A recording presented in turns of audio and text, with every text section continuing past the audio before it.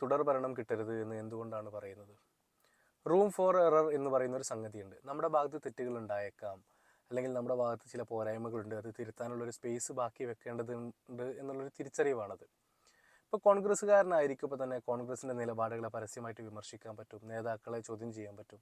ഒരു ലീഗുകാരനായിരിക്കുമ്പോൾ തന്നെ പല രീതിയിൽ ആ പാർട്ടിയോട് വിയോജിക്കുന്നവരുണ്ടാവും, പ്രതിഷേധിക്കുന്നവരുണ്ടാവും. പക്ഷേ CPIM സംബന്ധിച്ചിടത്തോളം അവരെന്ത് ചെയ്താലും പൂർണ്ണമായിട്ടും ന്യായീകരിക്കുക, നേതാക്കൾ എന്ത് പറയുന്നു അത് അതേപടി അനുസരിക്കുക, ആവർത്തിക്കുക എന്നുള്ളതാണ് അവരുടെ ഒരു നിലപാട്, അല്ലെങ്കിൽ അവരുടെ ഒരു ലൈൻ.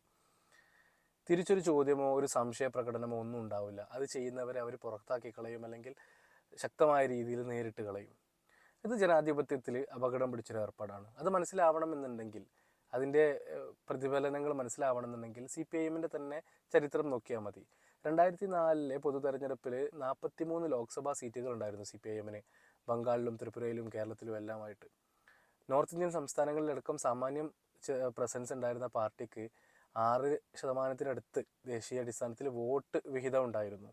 2024 എത്തുമ്പോൾ 1.5% CPIM ദേശീയ വോട്ട് വിഹിതം.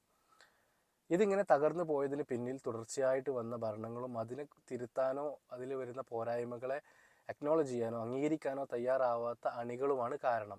35 വർഷത്തോളം തുടർച്ചയായിട്ട് ഭരിച്ച വെസ്റ്റ് ബംഗാളിൽ ഇന്ന് ആ പാർട്ടി നാമാവശേഷമായതിന് കാരണവും അതുതന്നെയാണ്. നേതാക്കളെ തിരുത്താനോ അല്ലെങ്കിൽ പാർട്ടിയുടെ നയങ്ങളിൽ നിന്നുള്ള വ്യതിചലനങ്ങൾക്കെതിരെ ചോദ്യമുയർത്താനോ പാർട്ടിയുടെ അണികളോ അല്ലെങ്കിൽ പ്രവർത്തകരോ പിന്തുണക്കുന്നവരോ ഒന്നും തയ്യാറായില്ല.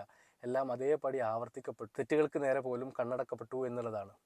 കോൺഗ്രസിനെ സംബന്ധിച്ചിടത്തോളം കോൺഗ്രസിന് ഒരുപാട് തകർച്ചകൾ ഉണ്ടായതിനു ശേഷവും ആ പാർട്ടി വോട്ട് ശതമാനത്തിൽ വലിയ നഷ്ടമൊന്നുമില്ലാതെ പിടിച്ചു നിൽക്കുന്നത് ഒരു പരിധിവരെ അതിൻ്റെ ഉള്ളിലുള്ള ഈ ജനാധിപത്യം കൊണ്ടാണ്.